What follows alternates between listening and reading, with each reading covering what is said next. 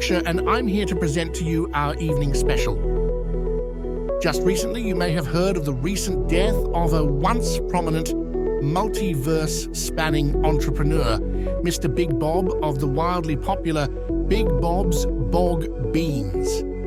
In this short documentary, you will see the rise, peak, and fall of Big Bob's Bog Bean empire and the aftermath of such a tragic event. Our story starts in, of course, Yorkshire. Where else do you think it would be at? Birmingham? You silly bastard. No, in Yorkshire, it was at the moment when an interdimensional being appeared asking for food that Big Bob made an appearance. Now, some speculate that simply because there was a demand in the market, the powers that be in the universe granted a means of supply. Yeah! Locally, Big Bob's Bog Beans became a big bog bean staple in Yorkshire, even bringing attention in the House of Parliament, where a law was passed that made it mandatory to keep a can of Big Bob's Bog Beans in every pantry in Yorkshire, with every violation resulting in mandatory labour in the Big Bob's Bog Bean, Big Ass Beanery in Big Bog Bogshire, in the Big Bog Barrow and Boggy Bog Bog in the Yorkish Bog district. The astronomical success of Big Bob's Bog Beans sent him on an interdimensional mission to spread Big Bob's Bog Beans wherever he can. After acquiring a spaceship and technology for dimensional travel, he gave a short but sweet speech where he told the poors to fuck themselves and to eat shit and die. Honestly, what a man Big Bob was, a great man in girth and personality. It's no wonder why he was so successful. After an initial failed venture into his first discovered dimension, which is now designated as Terror, Darkness, and Chaos, with an explicit note to never return, he discovered a dimension on the verge of ruin and set out to make it the foundation of his Bog Bean empire. After amassing an immeasurable quantity of bog beans for the Big Bob Bog Bean empire by using his Big Bob Bog Bean beam guns to obliterate any planetary mass within the universe for his horde of bog beans, Big Bob set out to negotiate with the most powerful beings in the combined multiverse in order to secure his claimed holdings for his company. And alas, this is where tragedy begins for Big Bob and the Big Bob Bog Bean and AMP, Big Bob Beanery subsidiaries in the Big Bob Bog Bean interdimensional bog empire, and all those faithful customers from the planet Big O Titty Wanga Bwapit Wanka to our humble land of white trash in Yorkshire.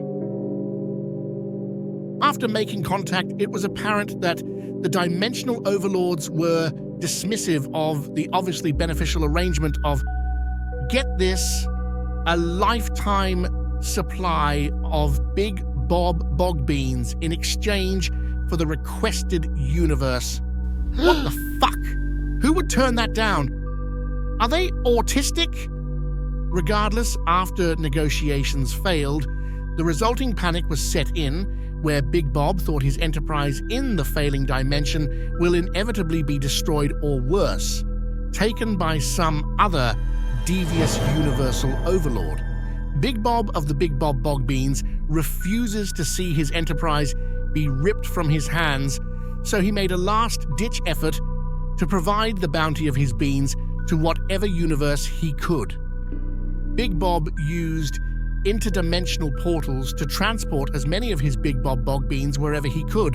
From the contaminated zone to the clergy of oddments, millions of beans flooded into these realms to the immense joy of any living being capable of eating. The dimensional overlords were practically shitting themselves when they saw the immense amount of beans being sent into their worlds. If you ask me, the dickheads deserved it. And they have no balls, those alien retards. Durkadur. However, the strain of flooding an infinite amount of beans into 7 different universes proved too taxing on Big Bob Bog Bean's wallet.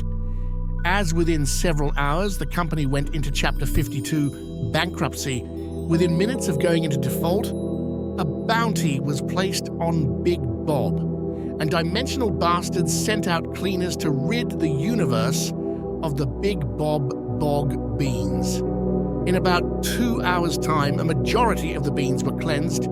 No more Big Bob Bog Beans were being produced, and Big Bob's time in this world has finally reached its end. After he was forced to move back in with his parents in their shack in Yorkshire, he found the nearest skyscraper, looked at the disgusting skyline for one last time, and took a dive. As soon as he hit pavement, he was dead, pink sludge sent up and down the block, and in the style of a Shakespearean tragedy, a god died.